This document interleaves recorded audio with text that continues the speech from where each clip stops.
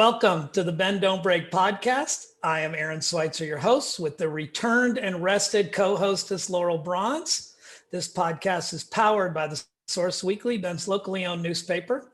We are the fastest growing podcast in Central Oregon. Thank you to all of our listeners. Listeners tune in to find out how people are affected by these crazy times we live in. And this week we have two thus affected individuals, Fiona and Isabel Max. Graduates of Summit High School, they are both freshmen at Princeton University and started this fall remotely. They are fraternal twins and highly accomplished runners. While they both often finish within seconds or split seconds of each other, Isabel is known for wins in shorter sprints, while Fiona has excelled in longer cross-country races. They both won numerous state championship titles and broken state records. They are the daughters of Sarah Max, who won the pole pedal paddle 4 times here in Bend, and their father is Kevin Max, the editor and publisher of 1859 magazine. COVID has had an impact on high school and collegiate athletes. We wanted to have Izzy and Fiona in so we could catch up with the two on how these homegrown athletes have done during this crazy time. So let's just jump in. Tell us about your life, you two kind of growing up in Bend and how you became so committed to running. And do you feel that you were drawn to athletics through your parents? I'm sure that had something to do about what point do you jump off and start being yourselves? Where do we start? Well, I think the most obvious start is with cross-country skiing. We grew up kind of being towed behind our mom, literally on a leash, cross-country skiing, really just in it for the hot chocolate at the end. And then that quickly kind of became a more competitive sport for us. And then our introduction into running was in middle school in track. We were also playing soccer at the time, so it was a bit of a juggle. And then we just realized we like running more and more, so we decided to give cross country kind of a run for our money sophomore year of high school. I would back up and say that running actually started for us just as a way to, when we were traveling, when we were younger with our family, they always thought that was the better way to do it than, tours or people standing around with flags. So we just go on runs. And honestly, that was some of the best, like those runs, it was one of the best ways to like see whatever city we were in. Yeah, so you started out as kind of like those weights that trainers put on, like your mom's weight jacket, and then moved into being independent of the weight jacket. Totally. And when is there a moment at which you were just kind of like, certainly I run quite a bit. My kids were in the same thing, but there's just a moment where the kids all of a sudden are like, I'm going for a run on my own and actually realize like, hey, I like this separate from the family activity. Did you guys have kind of an epiphany like that? Or did it happen on a track with someone with a watch going now? Yeah, I would say for me, at least, it started with just wanting to be better at soccer. And, looking back, I wasn't that special at soccer. And so it's funny because it ended up being a pathway to running. But it originally started as just wanting to be faster in soccer. So just running the Hall Road down near the athletic club of Bend, back and forth and listening to like cheesy Skrillex remixes. That's really the foundation there. For me, I really just wanted to bond with my dog more, to be honest. And my dad was always taking my dog for river trail runs when we were in elementary school. And I wanted to do that. I wanted to take my dog on a run. So that's kind of where it stemmed. I mean, you always hear, I think the cliche for boy twins is, the basketball hoop competitions and beating each other up and holding one down. Do you guys have any of that same kind of competitive? I mean, you must be competitive with each other. Well, yes. I think as we've diversified our interests a little bit more, it's been competitive in more of a healthy way, and we've learned to do less of the twin comparison tit for tat. that comes sometimes with twins in sports, I think. And in terms of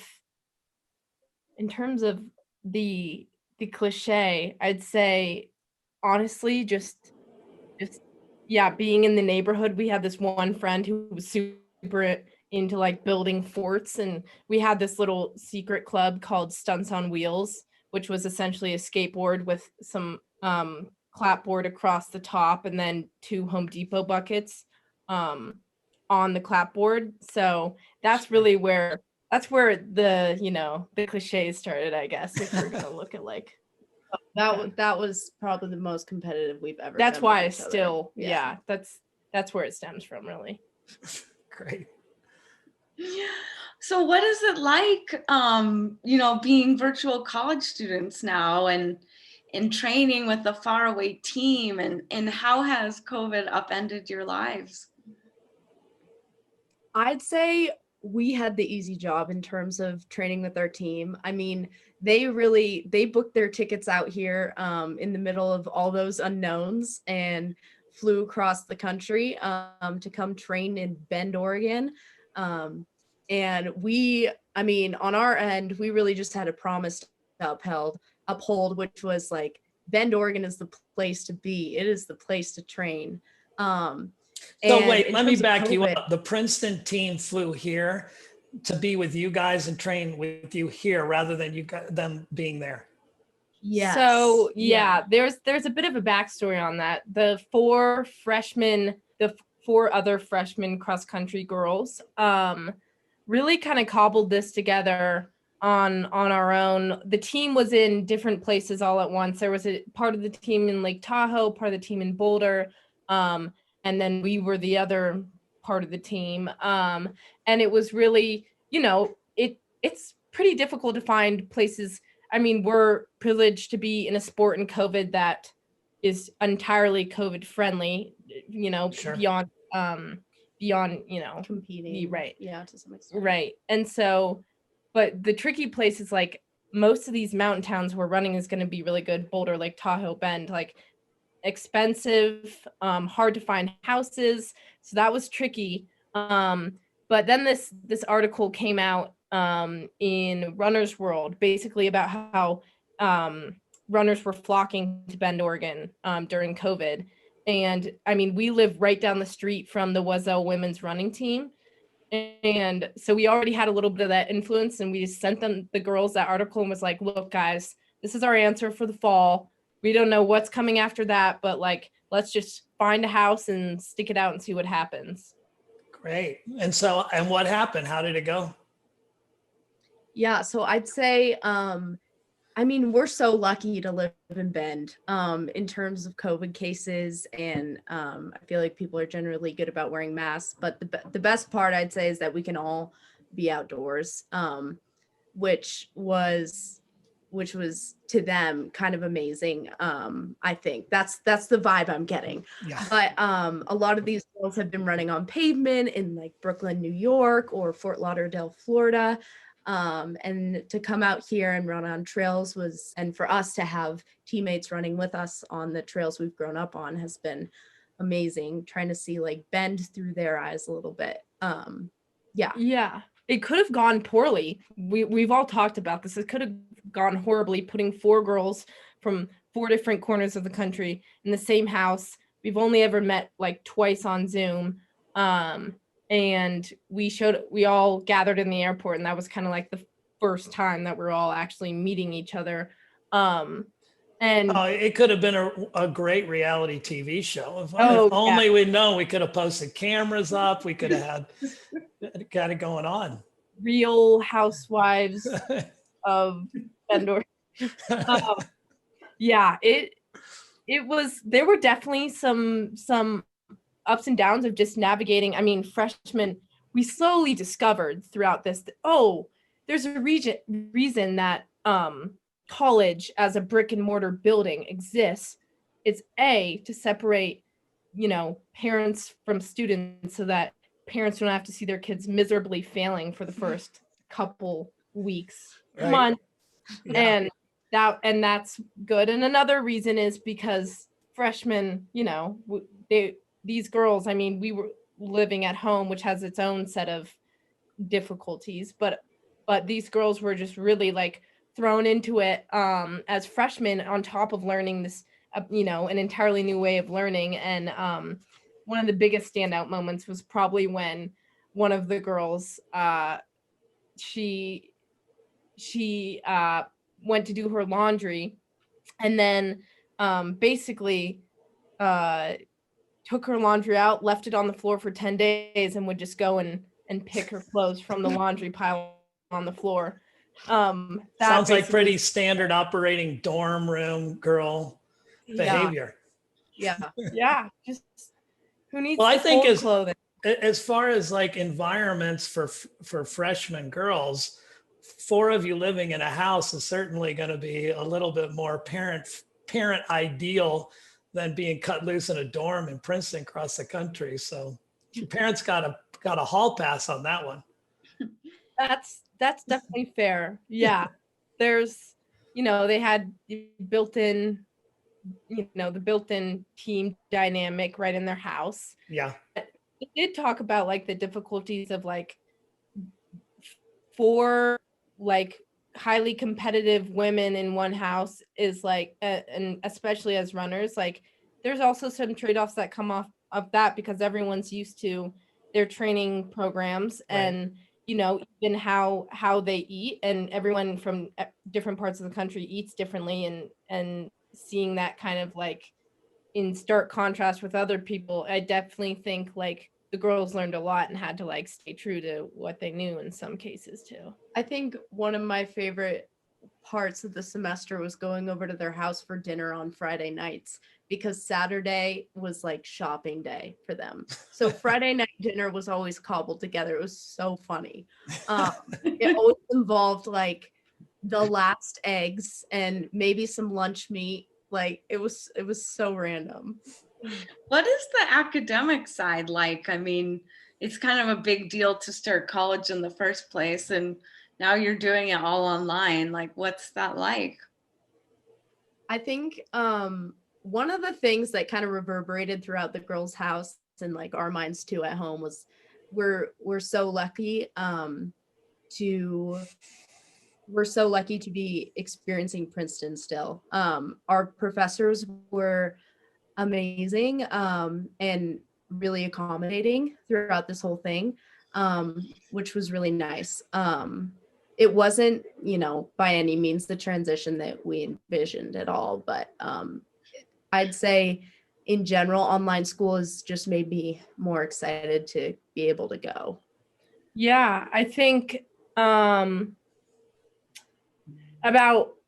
partway through the semester, petitions started going around.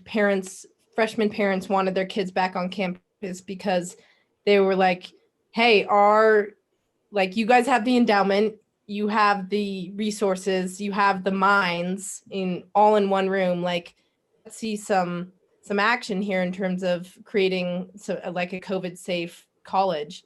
And mostly the main reason being this is taking a toll on our students' mental health. Yes, absolutely. Yes, and Nani brought an interview. There's a little peep into daily life at home. Yeah, Zoom. I feel like I am experiencing some real Max, thing here. So. If you were wondering, she just came in to show us her. Our grandma just came in to show us her 1:20 p.m. appetizer. Oh. Our professors have met all our family members at this point. Yeah. I'm sure. And dogs. So what was the outcome of the drive to get you guys back? So I'm not sure if it was exactly the outcome or just a matter of time, but Princeton got their, for lack of a better phrase, their poop in a group and built a lab and a COVID testing lab. Yes, and have decided to send us back. So we'll be leaving January 21st. Okay. 20th. Sorry. Yep. And then we'll be quarantining, 2 days until we get our negative test, then 8 more days, and then slowly just entering the bubble that they hope to create.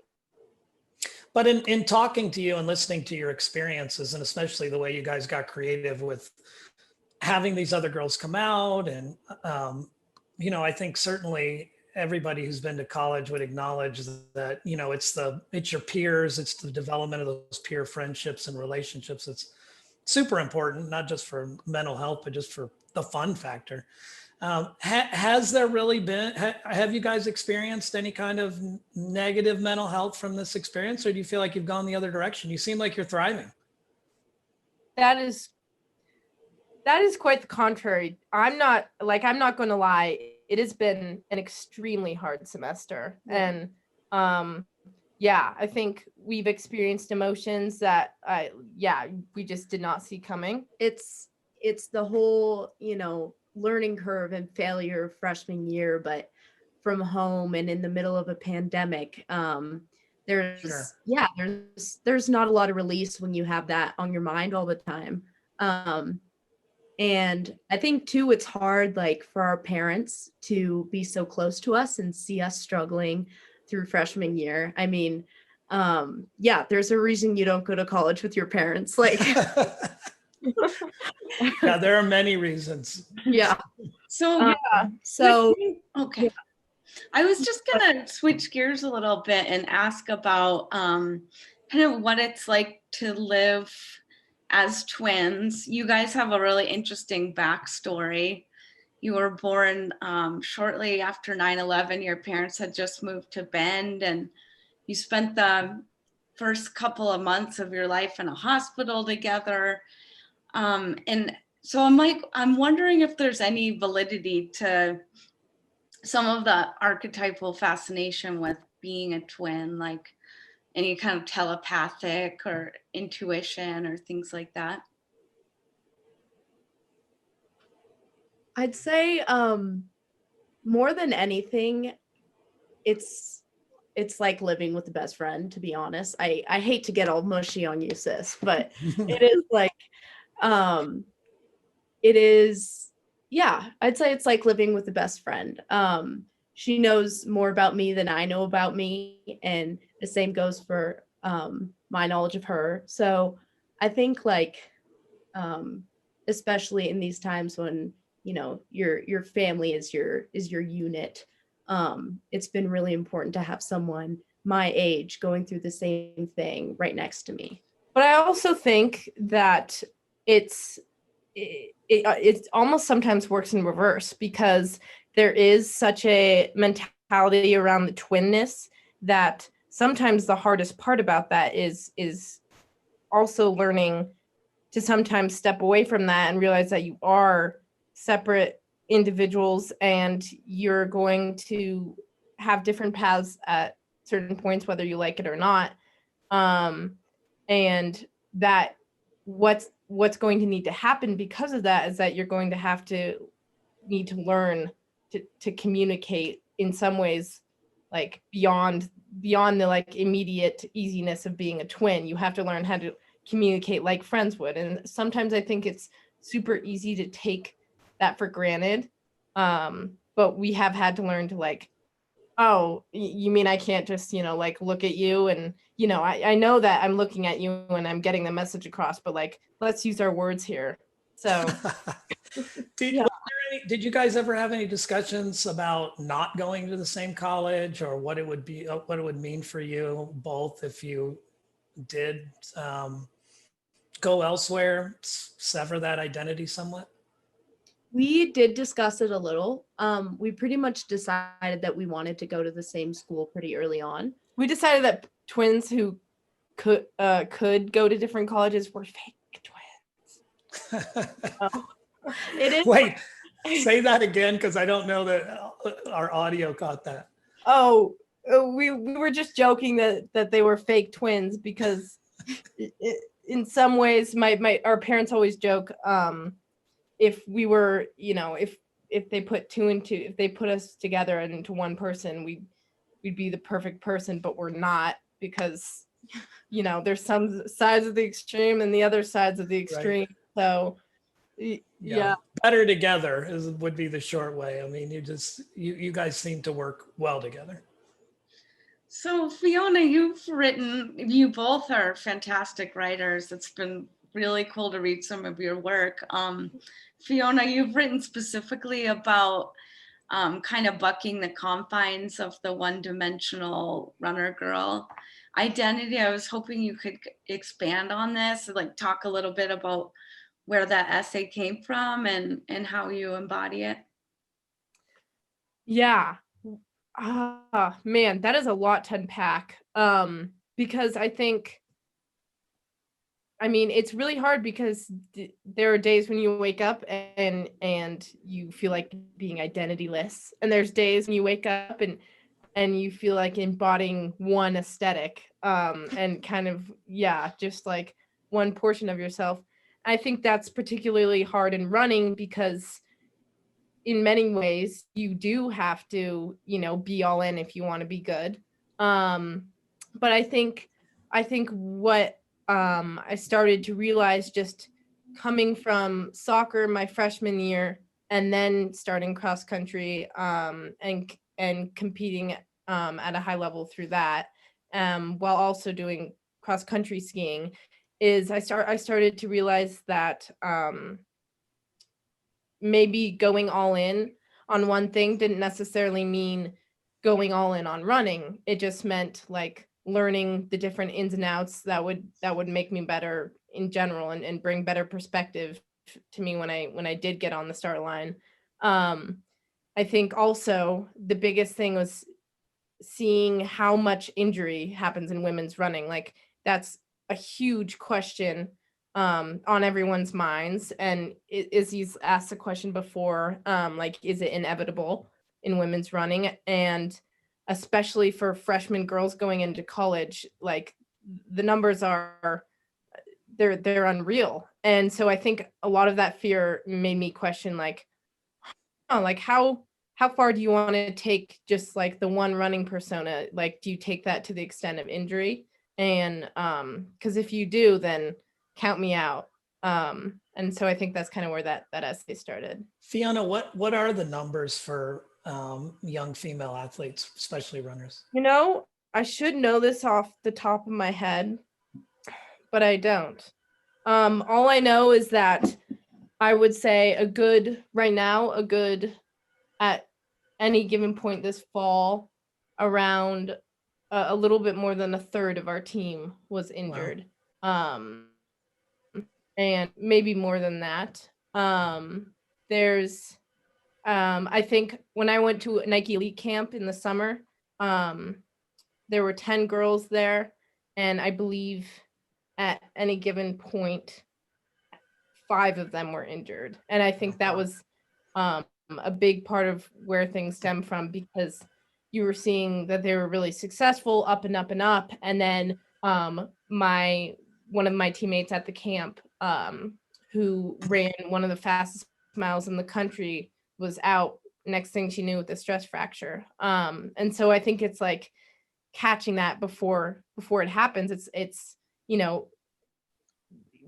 women's running is relatively new, and people still aren't entirely sure on how we address that before it's a problem. And yeah. I know there's a lot of discussion now about the fact that you're growing up in an age where there's such superior nutrition, scientific models for training. They take videos of you, they fix every little thing, and that does allow you to push harder. But you are starting, I mean, I've heard discussions that you're starting to push the limits of what a body can do, and thus stress fractures and other things like that in people your age. So I think it's wise to be, at least have that on your radar. Yeah, I think the nice thing about all that, and thankfully, is that those details and all that information is the direction that coaches are going. Yeah. And that allows us as runners to just focus on what we need to focus on, which is tying our shoes every morning at this point. Right. And yeah, I mean, our coach in particular is always kind of up to date and giving us the lowdown on new information, and using that for our training plans, which has been really nice. but I think that kind of goes back to Fiona's essay and saying like, that information is kind of like, there's always more out there. And it's up to you on what you focus on.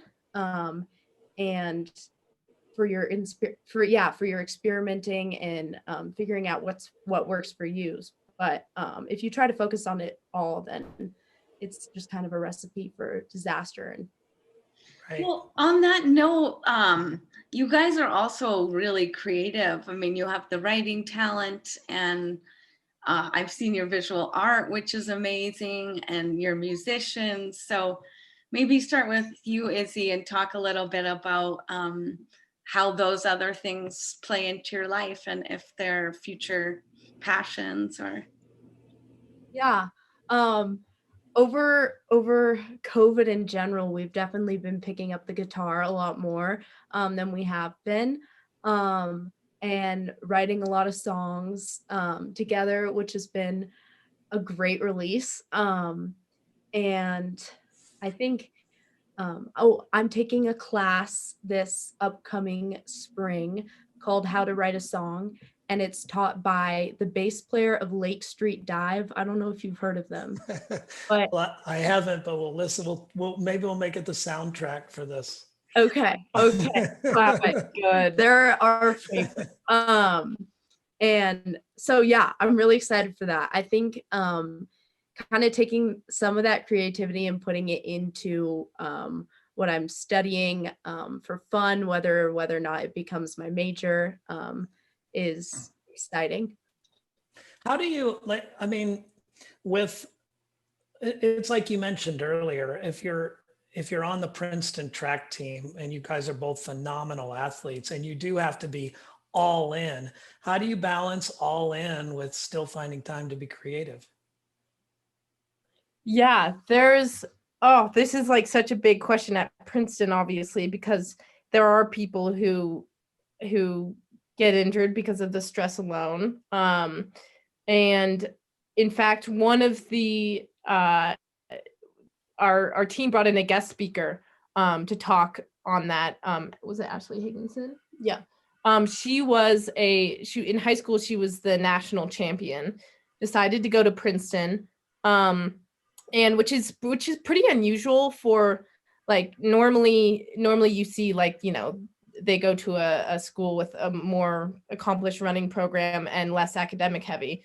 So already there's like a sign of someone you want to, you know, be watching for, like, wow, how are they going to tackle this, you know, like keeping their same Sure. high standards, but also so how she explained it, and I've loved this analogy, was the idea that you're juggling a certain amount of balls, and some are plastic and can kind of bounce back, but some are glass. And I think correct me if I'm wrong, but she was referring to, like, sleep is a glass ball.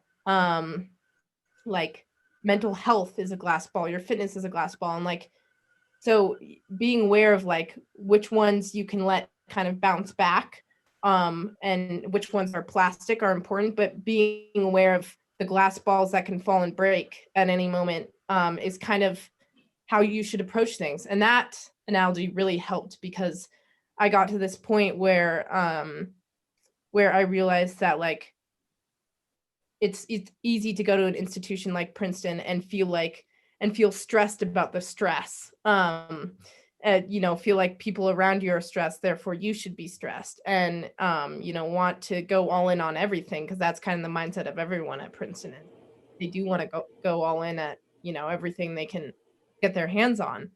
But I think, like, seeing that visual of the glass balls and understanding, okay, like, even at, like, a fancy schmancy place, even, like, with, you know, when you're interacting with the most, like, complex ideas, like, sometimes it's worth just stepping back and realizing that, like, at the end of the day, it's about the glass balls breaking and, like, keeping them in the air, and the rest will follow.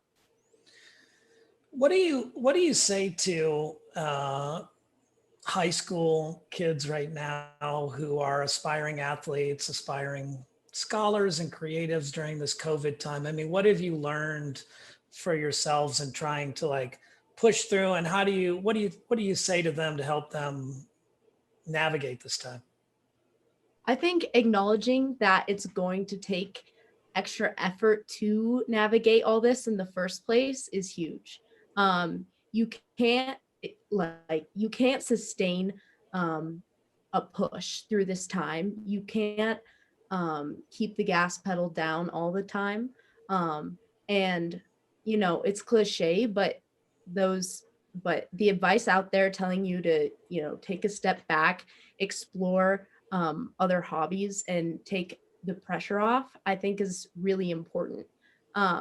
Ultimately, like, COVID will be a blip in time if you're really passionate about what you're looking forward to doing, whether that's running or creating or academics, whatever you want.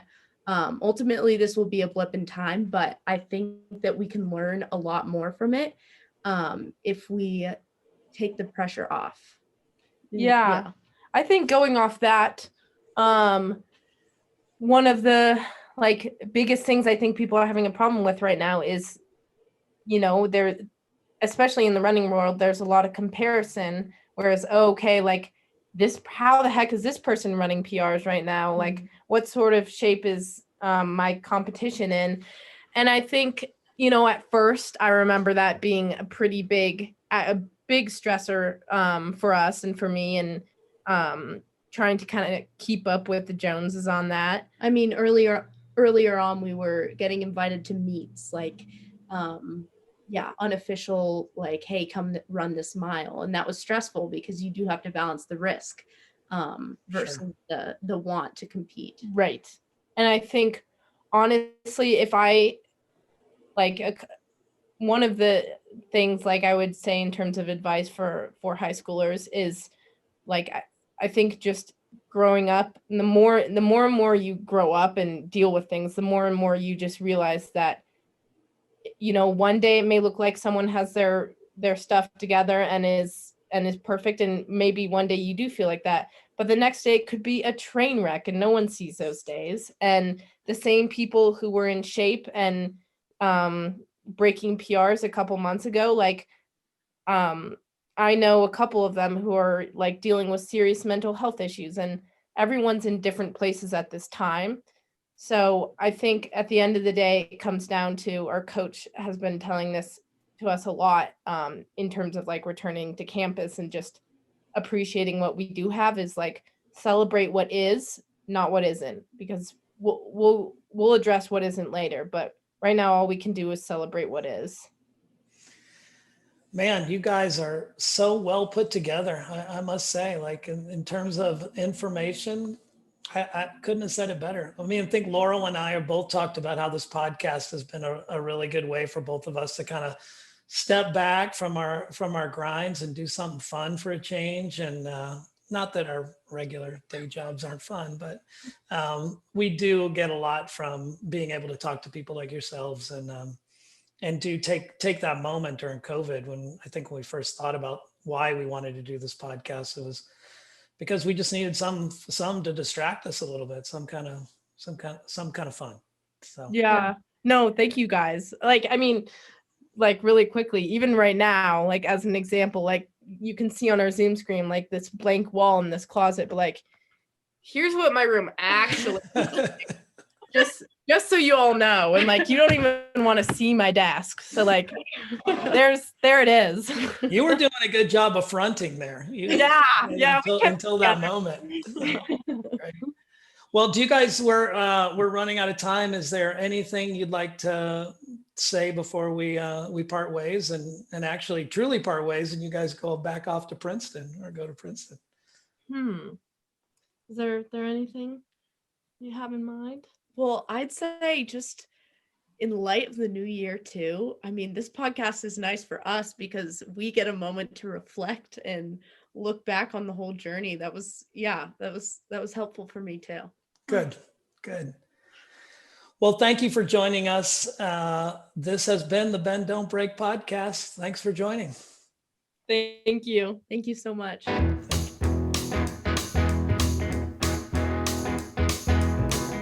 Would it be true to say that I ordered you? Or is it you that ordered me?